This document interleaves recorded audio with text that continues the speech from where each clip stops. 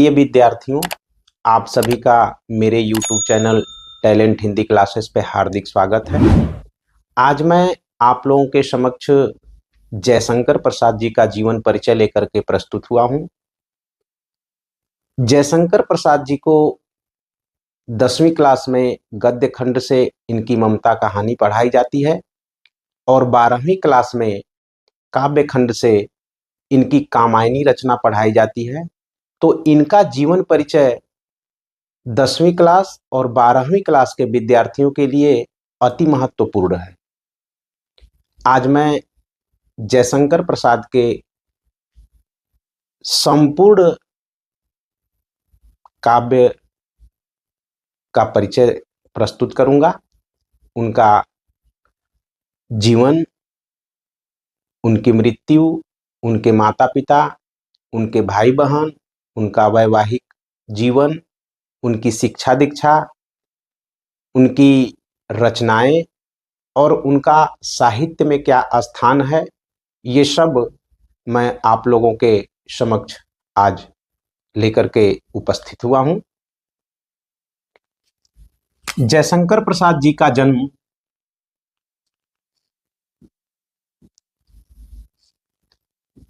30 जनवरी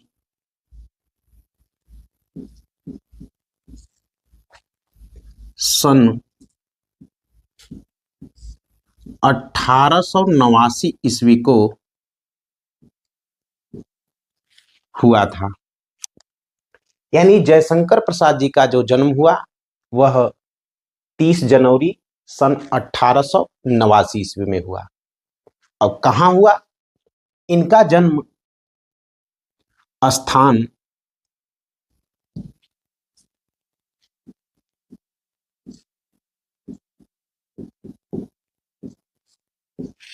काशी,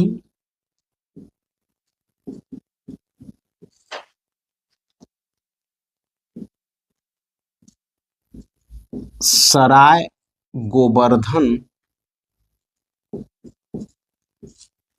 मोहल्ले में।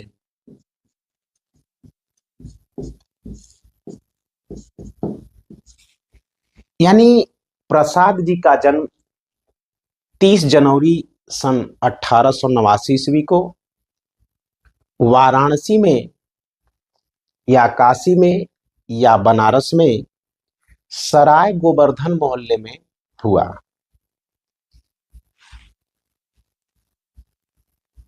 इनके पिता का नाम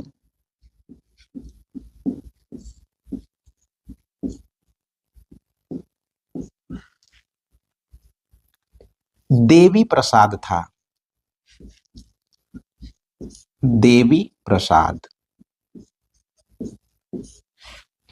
यानी प्रसाद जी के पिता का नाम देवी प्रसाद और माता जी का नाम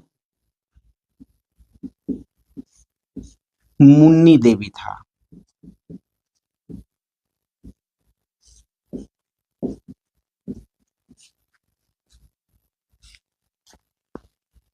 इनके दादा का नाम शिवरतन साहू, दादाजी शिवरतन साहू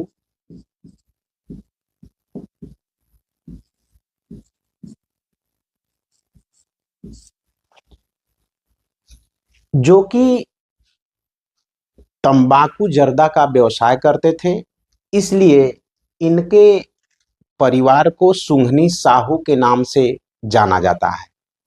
इनका जो व्यवसाय था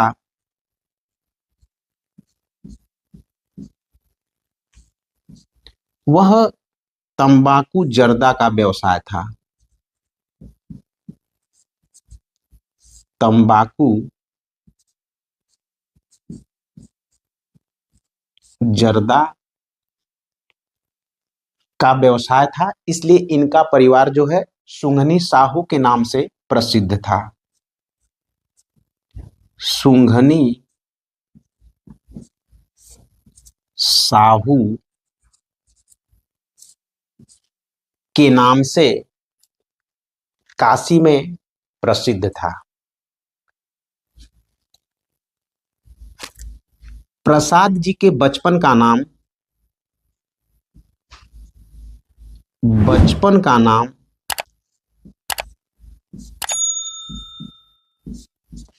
झारखंडी था। झारखंडी था। और इनका घरेलू नाम, घर का नाम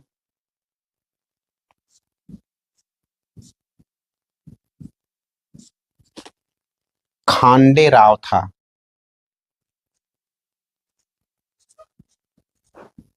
खांडे राव था।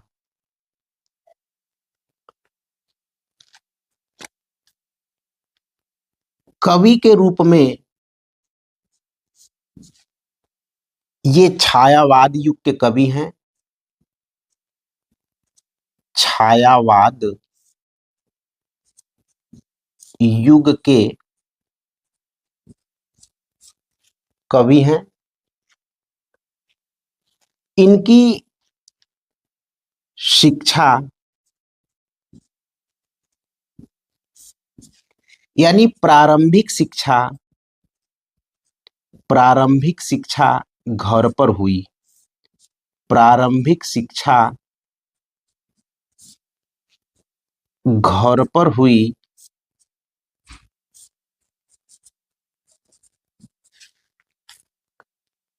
इनकी शिक्षा के लिए दो गुरु नियुक्त थे। पहले का नाम दीनबंधु ब्रह्मचारी। दीनबंधु ब्रह्मचारी जो कि प्रसाद जी को संस्कृत,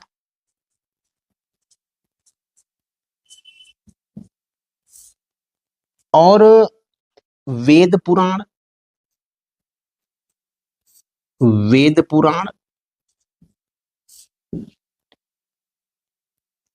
उपनिषद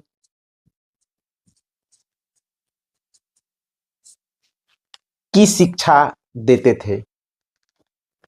और दूसरे इनके जो गुरु थे वे थे मोहिनी लाल। दूसरे इनके जो गुरु थे उनका नाम था मोहिनी लाल, जिनका उपनाम रसमय सिद्ध था। रसमय सिद्ध, जो कि प्रसाद जी को ब्रज भाषा की शिक्षा देते थे।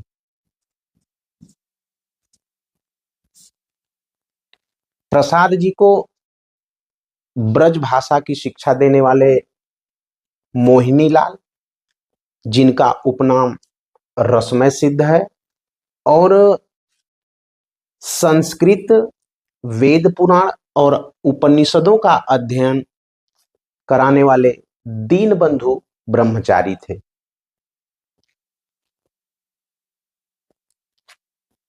इनकी उच्च शिक्षा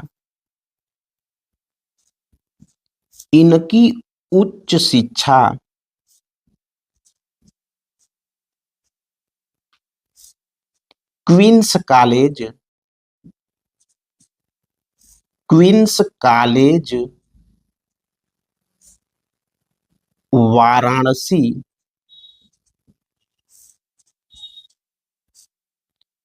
से हुई। यानी उच्च शिक्षा के लिए ये क्वींस कॉलेज में दाखिला लेते हैं। उच्च शिक्षा के लिए क्वींस कॉलेज वाराणसी में दाखिला लेते हैं।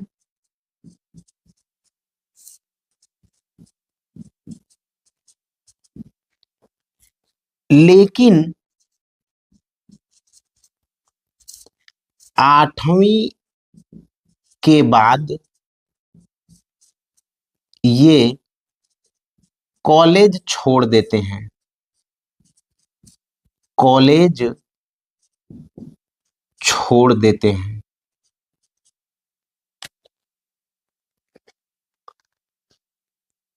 यानी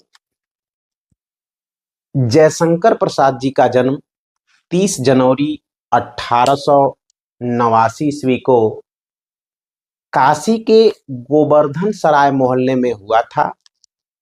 इनके पिता का नाम देवी प्रसाद और माता का नाम मुन्नी देवी था। इनके दादाजी का नाम शिवरतन साहू, जो कि तंबाकू जर्दा का व्यवसाय करते थे, इसलिए प्रसाद जी का परिवार सुंघनी साहू के नाम से प्रसिद्ध था।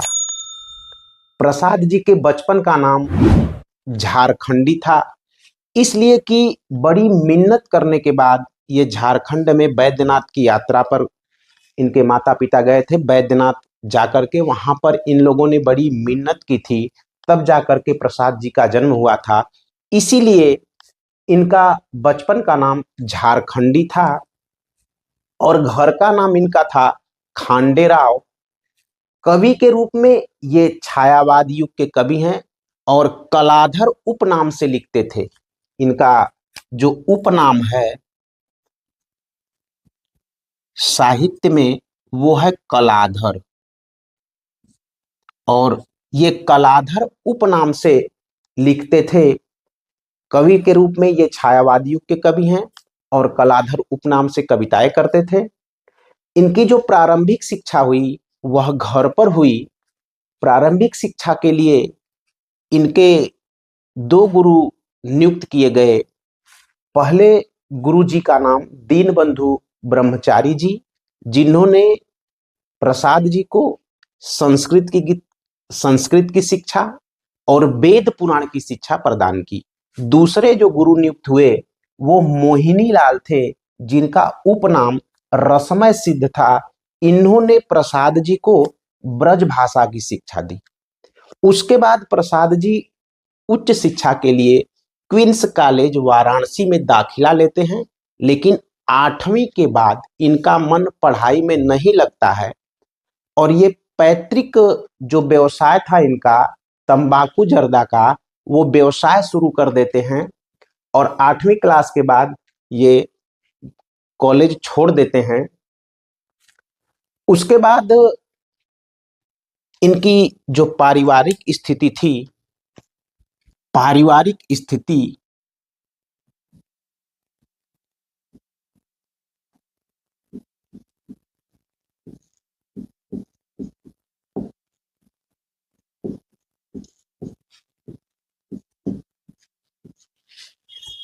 जब प्रसाद जी छोटे थे, यानी 12 वर्ष की उम्र में प्रसाद जी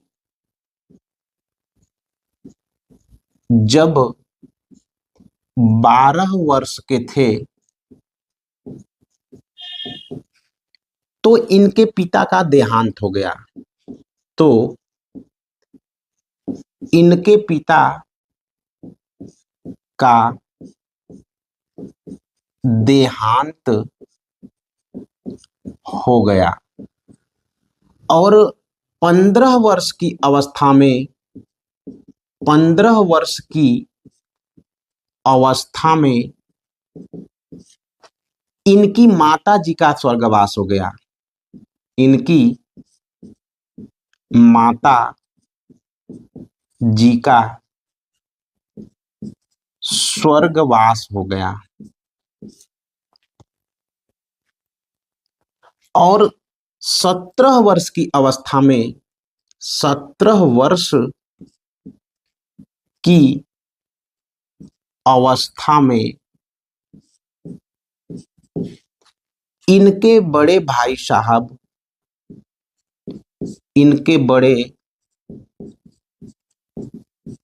भाई साहब शंभू रत्न जी का देहांत हो गया। शंभू रत्न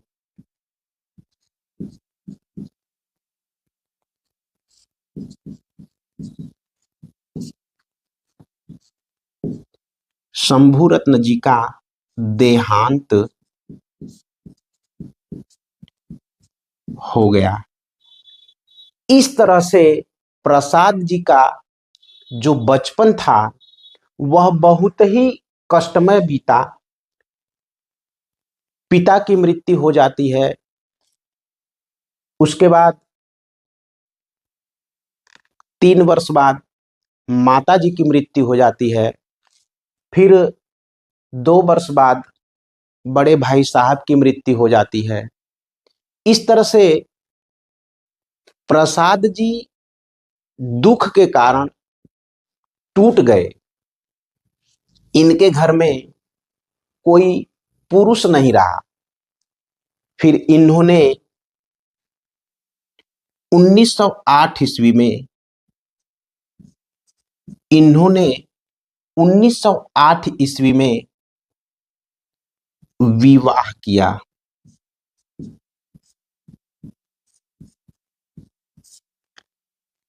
यानी प्रसाद जी का विवाह 1908 ईस्वी में हो जाता है, लेकिन क्षय रोग के कारण क्षय रोग के कारण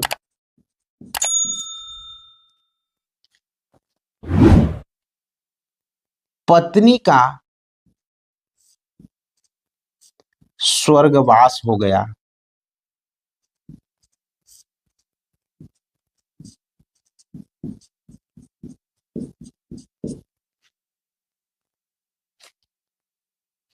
पिता की मृत्यु हो जाती है, माता की मृत्यु हो जाती है, भाई की मृत्यु हो जाती है। प्रसाद जी अकेले हो जाते हैं, तो उन्होंने 1908 ईस्वी में अपना विवाह कर लिया। लेकिन कुछ ही दिन बाद पत्नी को क्षय रोग हो जाता है। क्षय रोग टीबी जिसको हो जाती है, उसे इस टीबी को क्षय रोग कहते हैं। इस क्षय रोग के कारण पत्नी का स्वर्गवास हो जाता है। पुनः प्रसाद जी दूसरी शादी करते हैं। पुनः प्रसाद जी दूसरी शादी करते हैं,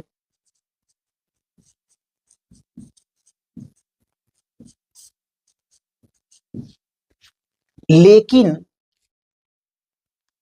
पहली पत्नी के कपड़े पहनने से दूसरी पत्नी भी क्षय रोग से ग्रसित हो जाती है और उसकी भी मृत्यु हो जाती है। दूसरी पत्नी की भी मृत्यु हो जाती है कि प्रसाद जी पुनः दूसरी शादी करते हैं, लेकिन पहली पत्नी के कपड़े पहनने के कारण पहली पत्नी के कपड़े पहनने के कारण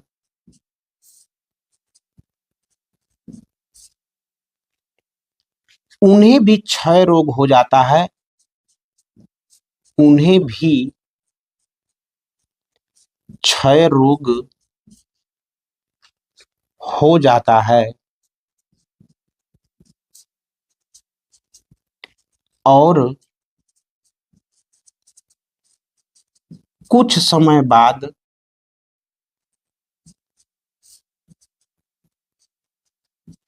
दूसरी पत्नी का भी स्वर्गवास हो जाता है।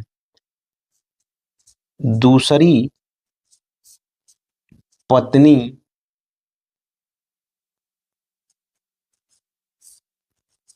का भी स्वर्गवास हो जाता है।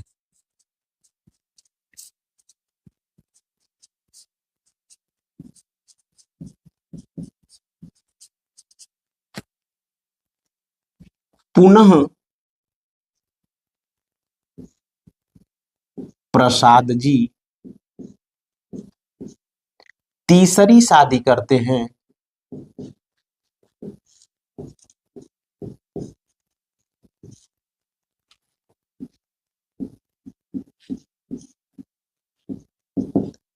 और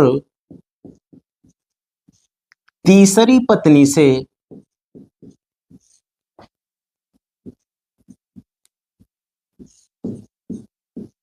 इन्हें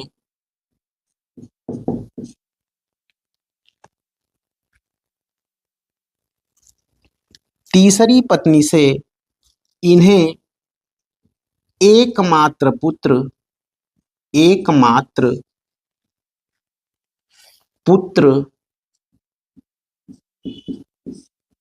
रत्नशंकर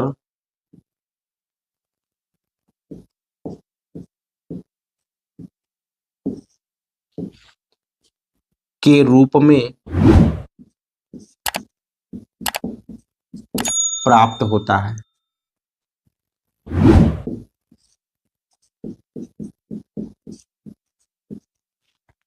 यानी प्रसाद जी ने कुल 3 शादियां की थी। अंतिम और तीसरी पत्नी से इन्हें एक पुत्र प्राप्त हुआ जिसका नाम रत्नशंकर था। प्रसाद जी की मृत्यु प्रसाद जी की मृत्यु 15 नवंबर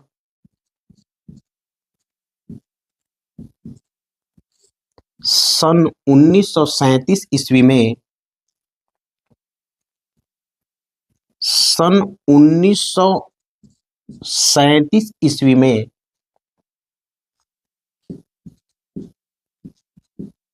काशी में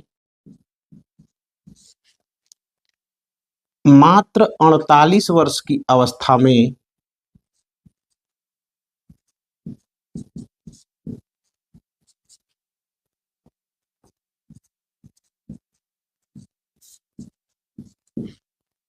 हो जाती है।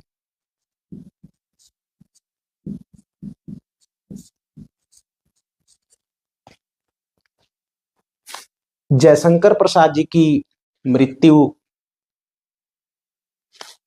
15 नवंबर सन 1937 ईस्वी में काशी में 48 वर्ष की अवस्था में ही हो जाती है। जयशंकर प्रसाद जी जयशंकर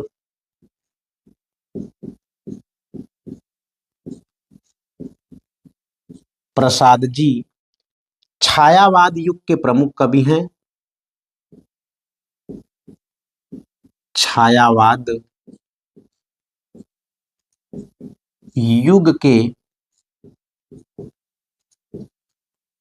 प्रमुख कवि माने जाते हैं।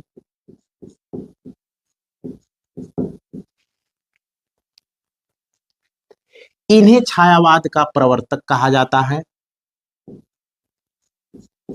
इन्हें छायावाद का प्रवर्तक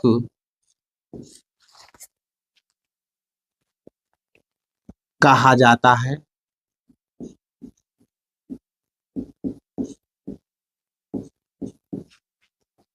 इन्हें छायावाद का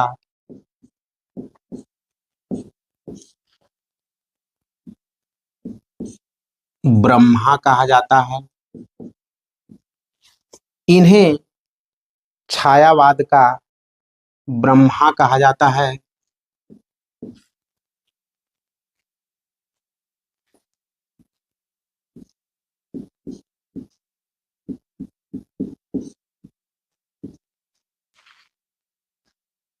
शुक्ल जी ने इन्हें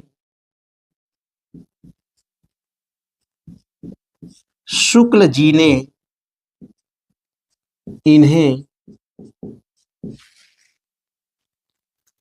मधुचर्या का कवि कहा है। मधुचर्या का कवि कहा है।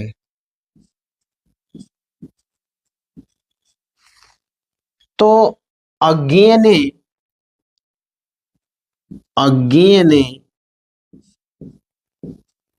इन्हें विश्वविद्यालयों का कवि कहा है। विश्वविद्यालयों का कवि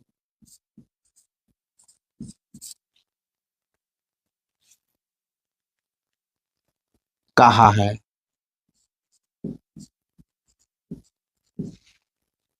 इलाचंद जोशी, इलाचंद जोशी और गणपति चंद्रगुप्त ने गणपति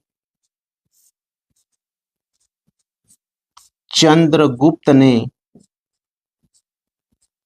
प्रसाद जी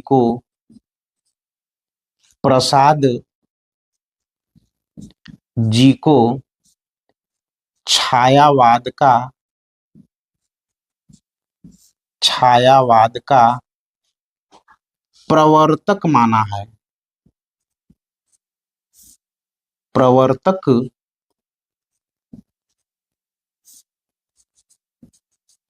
माना है। यानी जयशंकर प्रसाद जी जो है वो छायावाद युग के प्रमुख कवि हैं। इन्हें छायावाद का ब्रह्मा भी कहा जाता है। इन्हें छायावाद का मधुचर्या का कवि कहा जाता है। शुक्ल जी ने इन्हें मधुचर्या का कवि कहा है, तो अज्ञे ने इन्हें विश्वविद्यालयों का कवि कहा है। इलाचंद जोशी और गणपति चंद्रगुप्त ने जयशंकर प्रसाद को छायावाद का प्रवर्तक माना है। अब इनकी रचनाओं को देखिए। रचनाएं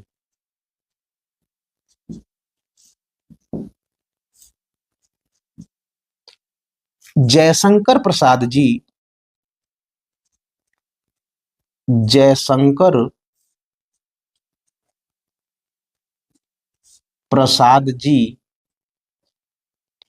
अपनी काव्य रचना की शुरुआत अपनी काव्य रचना की शुरुआत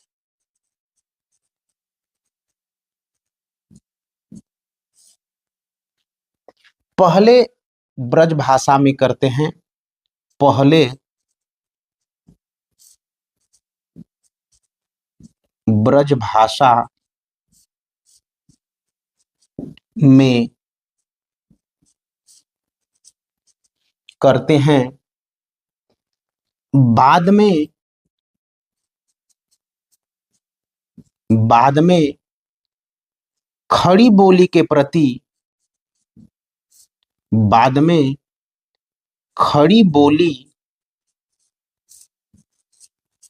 के प्रति समर्पित हो जाते हैं। समर्पित हो जाते हैं। यानी प्रसाद जी की जो प्रारंभिक रचनाएं हैं वह ब्रज भाषा में हैं। उसके बाद ये खड़ी बोली में लिखने लगते हैं। प्रसाद जी की साहित्यिक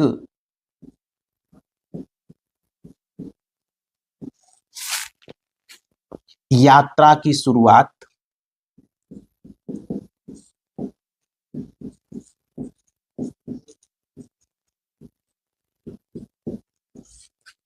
सन 1909 ईस्वी में 1909 ईस्वी में उनके भांजे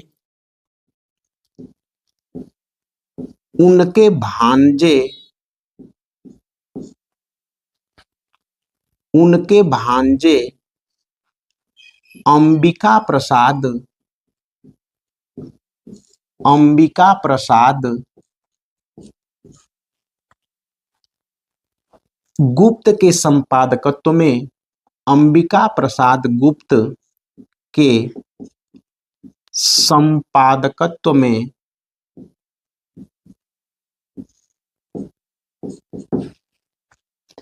इंदु नामक मासिक पत्रिका से आरंभ हुई। इंदु नामक मासिक पत्रिका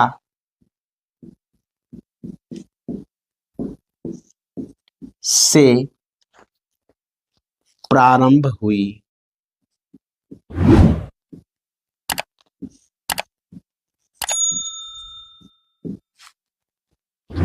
यानी प्रसाद जी की जो साहित्यिक यात्रा की शुरुआत होती है वह सन 1909 ईस्वी में उनके जो भांजे थे अंबिका प्रसाद गुप्त, उनके संपादकत्व में इंदु नामक मासिक पत्रिका निकलती थी।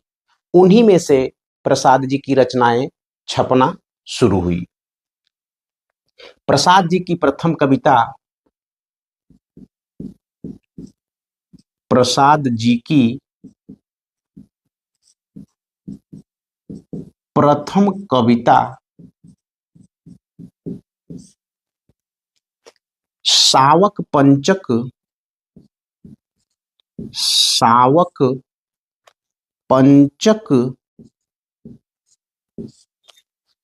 1906 ईस्वी में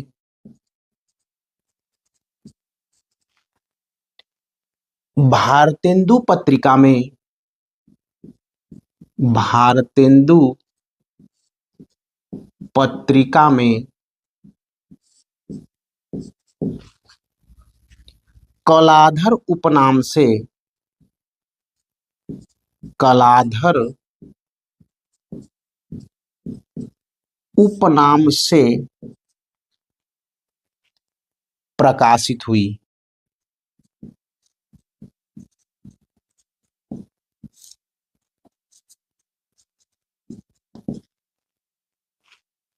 जबकि इनकी प्रथम छायावादी रचना, जबकि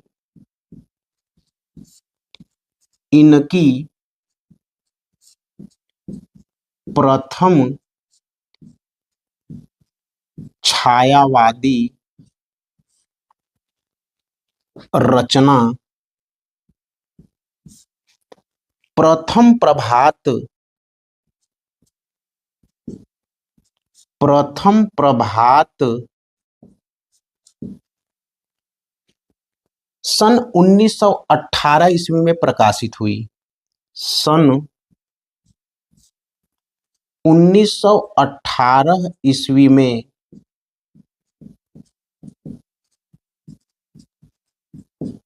प्रकाशित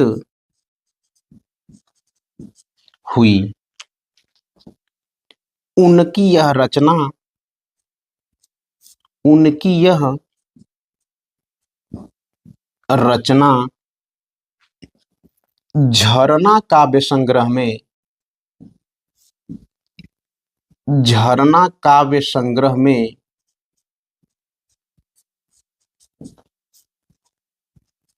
संकलित है।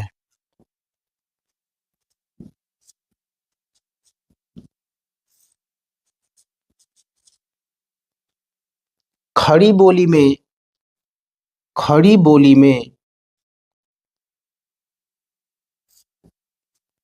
खड़ी बोली में प्रसाद जी का प्रथम काव्य संग्रह, प्रसाद जी का प्रथम काव्य संग्रह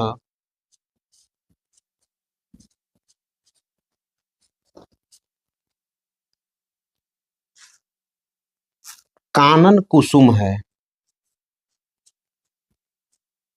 कानन कुसुम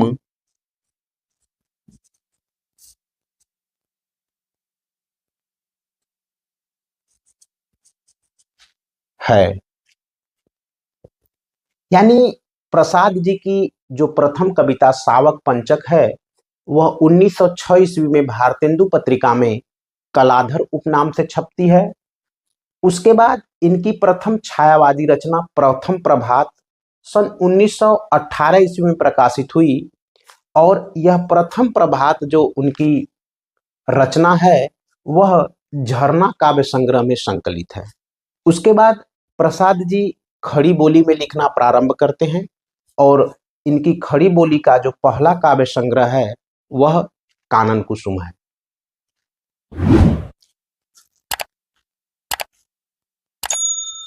प्रसाद जी की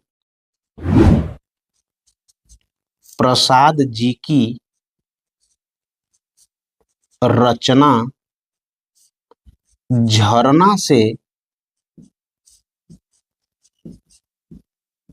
प्रसाद जी की रचना झरना से छायावाद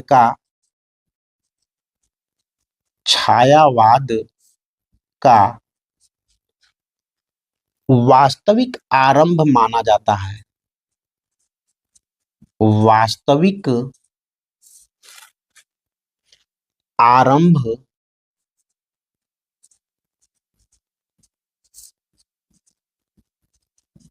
माना जाता है। यानी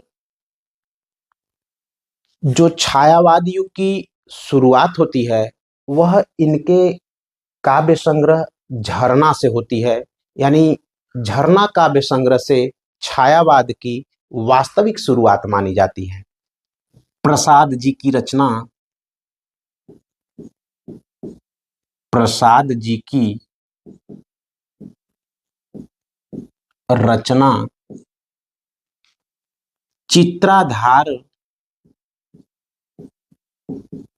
चित्राधार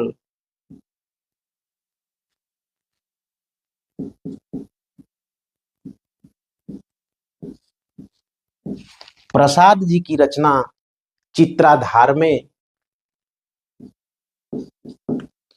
इनकी ब्रज भाषा में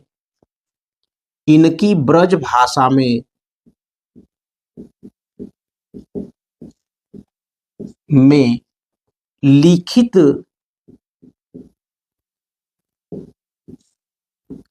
कविताएं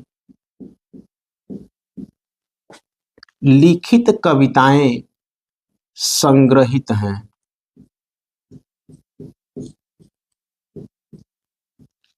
यानी प्रसाद जी प्रारंभ में ब्रज भाषा में कविताएं करते थे और इनकी ब्रज भाषा की कविताओं का जो संग्रह है वह चित्राधार नाम से जाना जाता है, जिसमें ब्रज भाषा की कविताएं संकलित हैं। नंद दुलारे वाजपेयी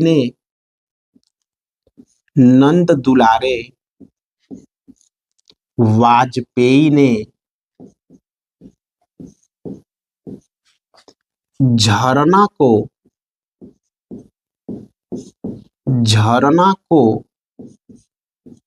छायावाद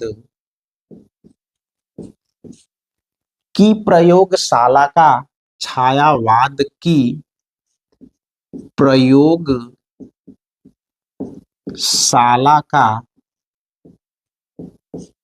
प्रथम आविष्कार कहा है।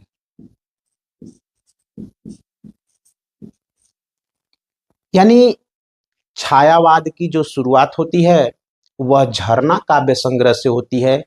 इसीलिए नंद दुलारे वाजपेयी ने झरना काव्य संग्रह को छायावाद की प्रयोगशाला का प्रथम आविष्कार कहा है।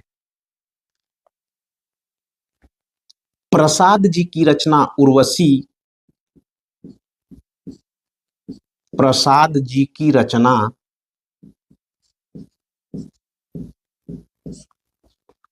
उर्वशी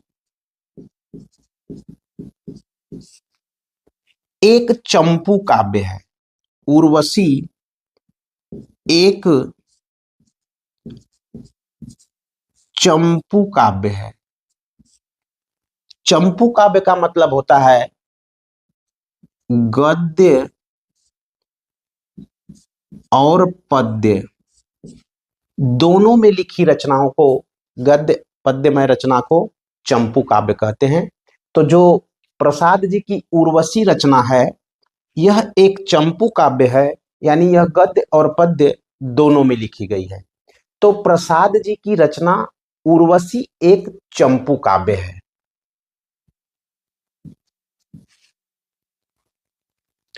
प्रसाद जी का करुणालय नाटक,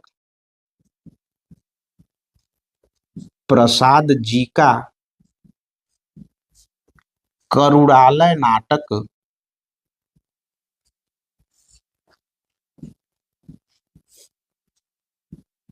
नाटक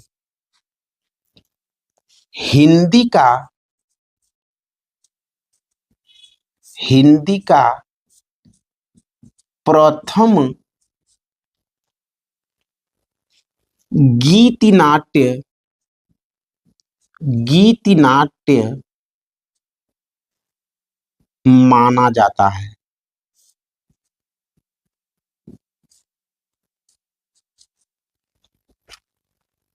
यानी प्रसाद जी की जो रचना उर्वशी है, वह एक चंपू काव्य है, और प्रसाद जी का जो करुणालय नाटक है, यह हिंदी का प्रथम गीति नाट्य माना जाता है।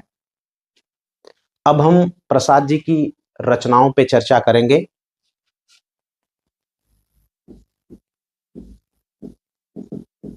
जयशंकर प्रसाद की रचनाएं।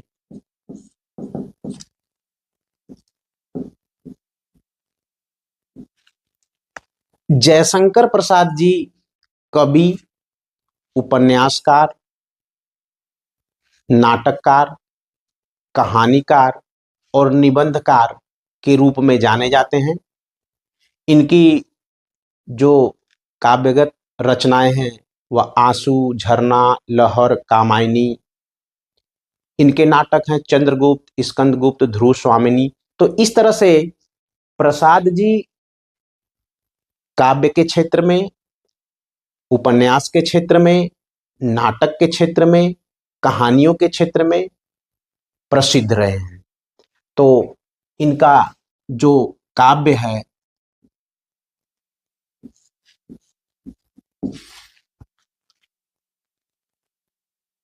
उर्वशी,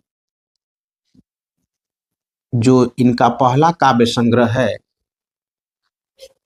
काव्य संग्रह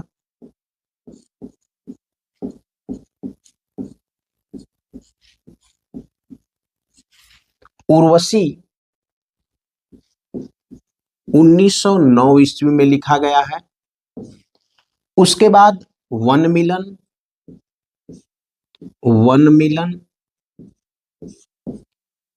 1909 ईस्वी, प्रेम राज्य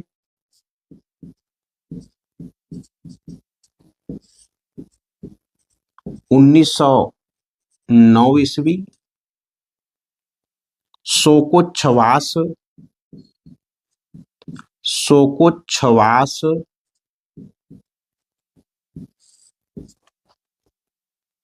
1910 ईस्वी, अयोध्या का उद्धार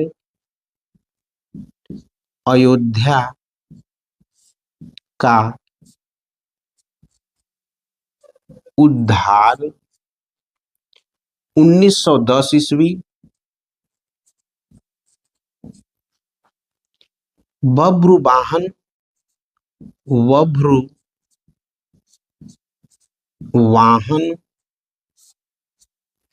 1911 ईस्वी,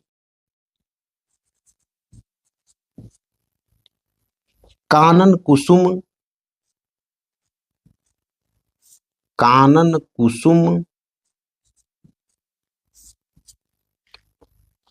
1913 ईस्वी,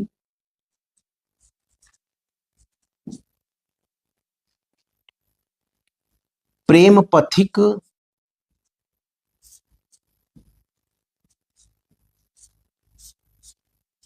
प्रेम पथिक 1914 ईस्वी,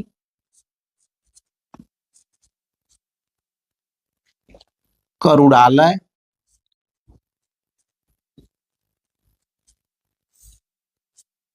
1913 ईस्वी, महाराणा का महत्व,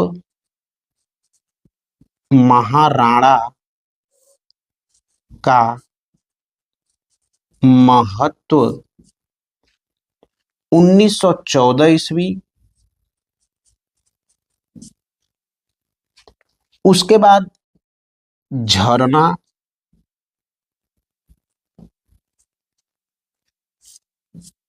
1918 ईस्वी,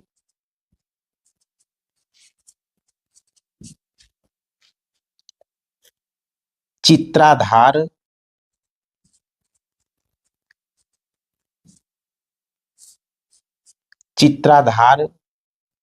1918 ईस्वी,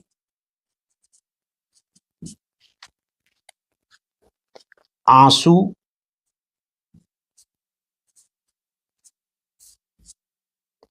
1925 ईस्वी, लहर 1933 ईस्वी और अंतिम रचना कामायनी 1935 ईस्वी। कामायनी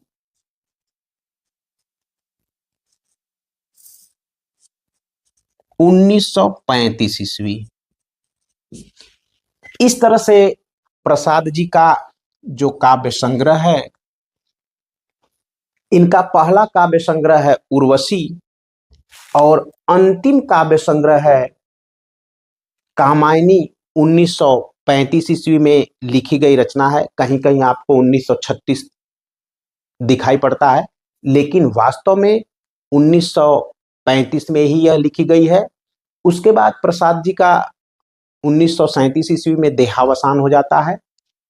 इनकी जो कविताओं का संग्रह है, पहला है उर्वशी, दूसरा है वनमिलन, तीसरा है प्रेम राज्य, चौथा है शोकोच्छ्वास, पांचवा है अयोध्या का उद्धार, छठा बभ्रुवाहन, कानन कुसुम, प्रेम पथिक, करुणालय, महाराणा का महत्व, झरना, चित्राधार, आंसू, लहर और कामायनी। इनकी जो झरना है, चित्राधार है, आंसू है, लहर है और कामायनी, ये जो रचनाएं हैं, ये जो 5 रचनाएं हैं, 1 2 3 4 और 5, ये 5 रचनाएं छायावादी रचनाएं मानी जाती हैं। छायावादी रचनाएं मानी जाती हैं। इनकी छायावादी रचनाओं में यही 5 रचनाएं आती हैं। उसके बाद आता है इनका नाटक।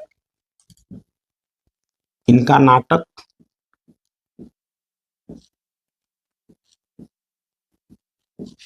नाटकों में जो पहला नाटक है वह है सज्जन, 1910 ईस्वी। करुणालय, करुणालय 1913 ईस्वी। प्रायश्चित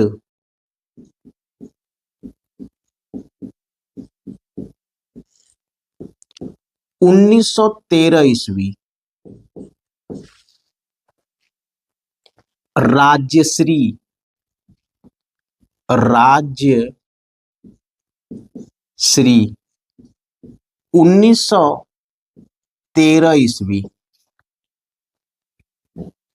विशाख, विशाख 1921 ईस्वी,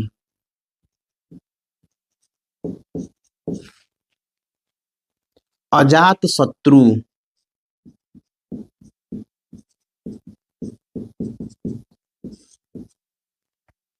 1922 ईस्वी,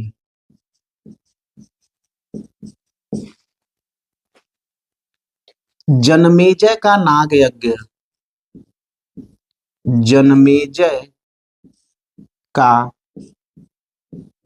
नाग यज्ञ 1926 ईस्वी,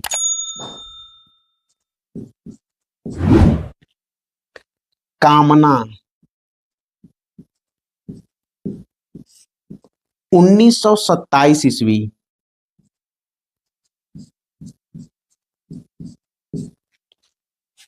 स्कंद गुप्त, स्कंद गुप्त 1928 ईस्वी, एक घूंट, एक घूंट यह प्रसाद जी की एकांकी है जो कि 1929 ईस्वी में लिखी गई है। 1929 ईस्वी में। उसके बाद है चंद्रगुप्त, चंद्रगुप्त 1931 ईस्वी, 1931 ईस्वी में रचित है। उसके बाद आखिरी इनका जो नाटक है वह है ध्रुव स्वामिनी, ध्रुव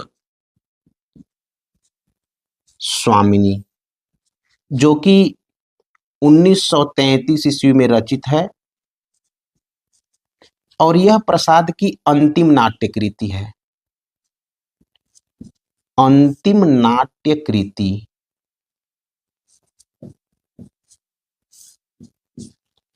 इस तरह से प्रसाद जी ने बहुत सारे नाटकों की रचना किया है, जिनमें से कि आपको चंद्रगुप्त, स्कंदगुप्त, ध्रुव स्वामिनी, एक घूंट, करुणालय, ये सब बहुत इम्पॉर्टेंट नाटक हैं जो कि परीक्षाओं में पूछे जाते हैं, तो आप लोगों को ये जरूर याद होने चाहिए।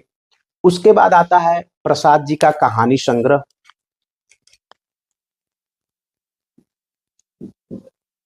कहानी संग्रह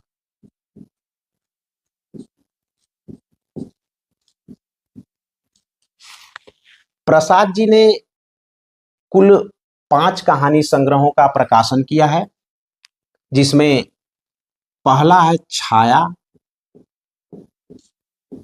1912 ईस्वी, दूसरा है प्रतिध्वनि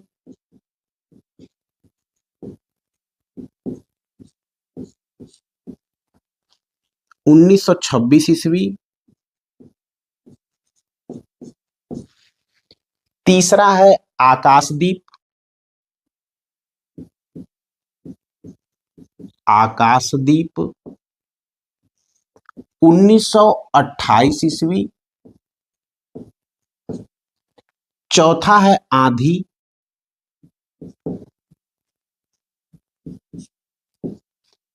1931 ईस्वी, और आखिरी है इंद्रजाल, इंद्रजाल 1936 ईस्वी। यह है प्रसाद जी की कहानियों का संग्रह। प्रसाद जी ने कुल 5 कहानियों का संग्रह किया था। पहली कहानी संग्रह है इनकी छाया, जो 1912 ईस्वी में प्रकाशित होती है। दूसरी है प्रतिध्वनि, तीसरी है आकाशदीप, चौथी है आंधी और 5वीं है इंद्रजाल। प्रसाद जी की कुछ कहानियां भी हैं जो बहुत इम्पॉर्टेंट हैं। कुछ प्रमुख कहानियों का मैं यहाँ आप लोगों को नाम बताना चाहूँगा कि इनकी कहानियों में, जो कहानियों में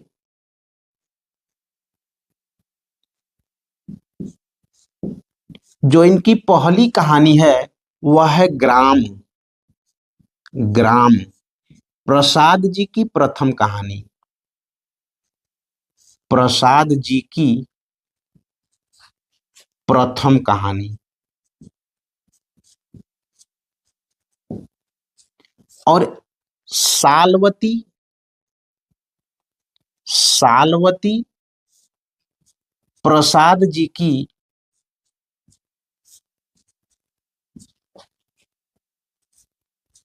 अंतिम कहानी है। अंतिम कहानी है। आप लोगों से अगर पूछा जाए कि प्रसाद जी की प्रथम कहानी कौन सी है, तो प्रसाद जी की जो कहानी है ग्राम, वह प्रथम कहानी मानी जाती है। और सालवती प्रसाद जी की अंतिम कहानी मानी जाती है। और कहानी पूछेगा तो प्रसाद जी की जो प्रथम कहानी है वह ग्राम है और अंतिम कहानी है सालवती। इसमें ममता, पुरस्कार, गुंडा,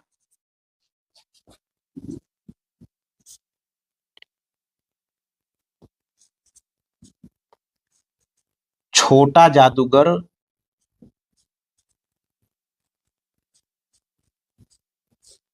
नूरी,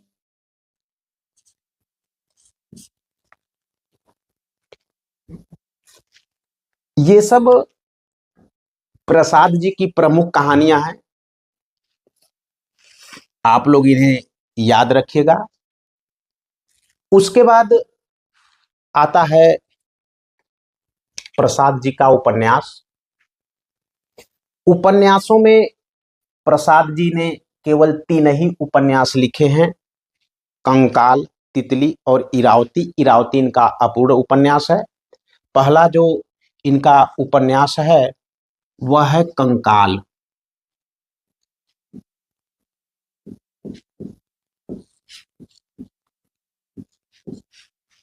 कंकाल इसकी जो रचना हुई है वह 1929 ईस्वी में। और दूसरा है तितली, 1933 ईस्वी में। और तीसरा अंतिम उपन्यास है इरावती। यह इनका अपूर्ण उपन्यास है। अपूर्ण उपन्यास है।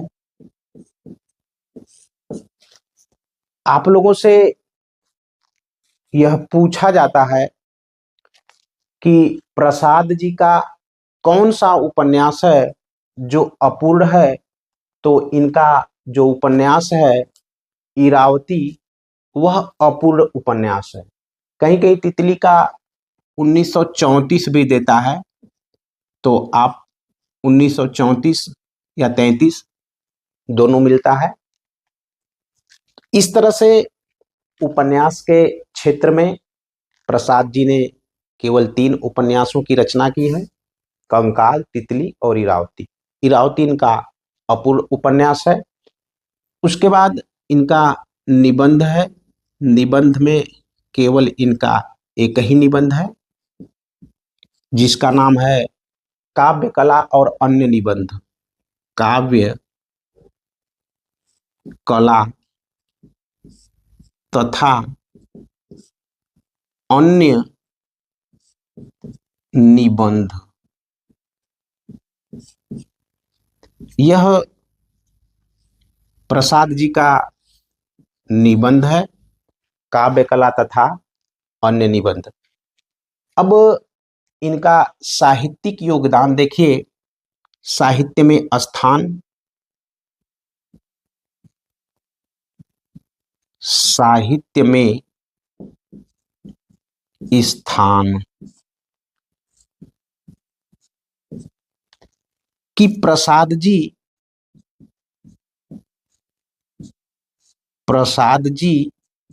भाव और शिल्प भाव और शिल्प दोनों दृष्टियों से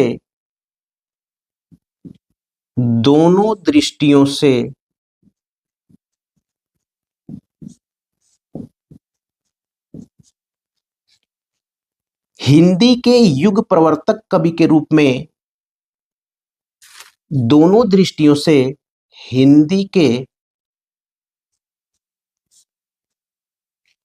के युग प्रवर्तक के रूप में हमारे सम्मुख आते हैं, हमारे सम्मुख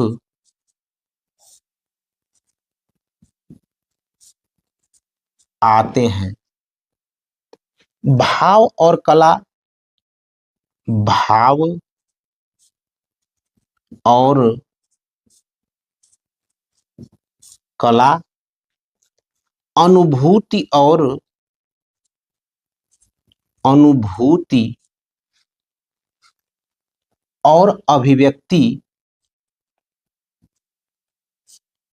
अभिव्यक्ति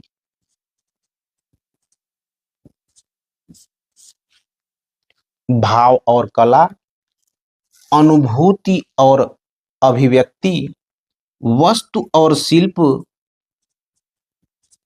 वस्तु और शिल्प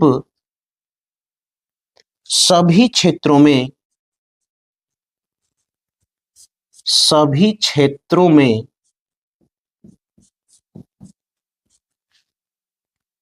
ये युगांतकारी परिवर्तन किए हैं, ये युगांतकारी परिवर्तन किए हैं।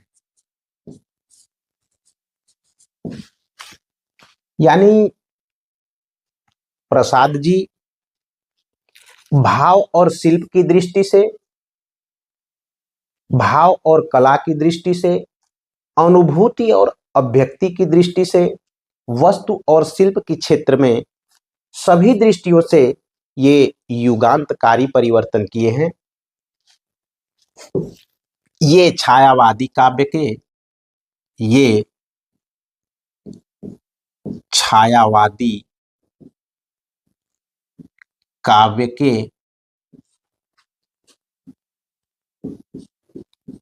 जनक माने जाते हैं।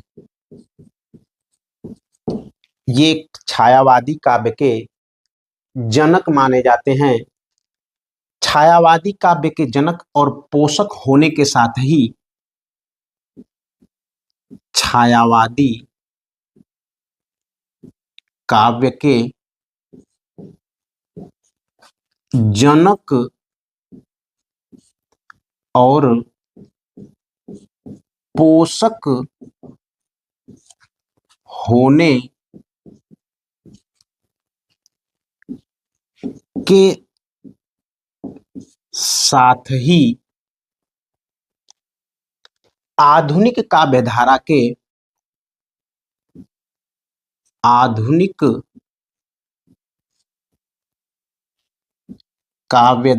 के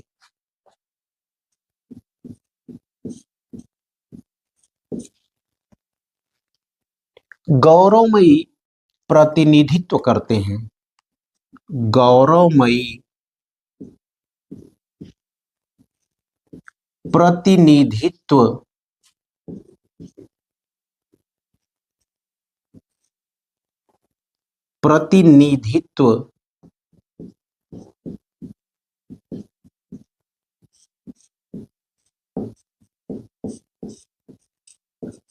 करते हैं। यानी साहित्यिक अवदान में प्रसाद जी भाव और शिल्प के क्षेत्र में, भाव और कला के क्षेत्र में, अनुभूति और अभिव्यक्ति के क्षेत्र में, वस्तु और शिल्प के क्षेत्र में एक युगांतकारी परिवर्तन किए हैं। इन्हें छायावाद काव्य का जनक कहा जाता है या माना जाता है। छायावादी काव्य के जनक और पोषक होने के साथ साथ आधुनिक काव्य धारा के गौरवमयी प्रतिनिधित्व करते हैं। ये आधुनिक काव्य धारा के गौरवमयी प्रतिनिधित्वकारी के रूप में भी जाने जाते हैं। आशा है कि आप सभी को प्रसाद जी का जीवन परिचय, उनकी संपूर्ण रचनाएं समझ में आई होंगी।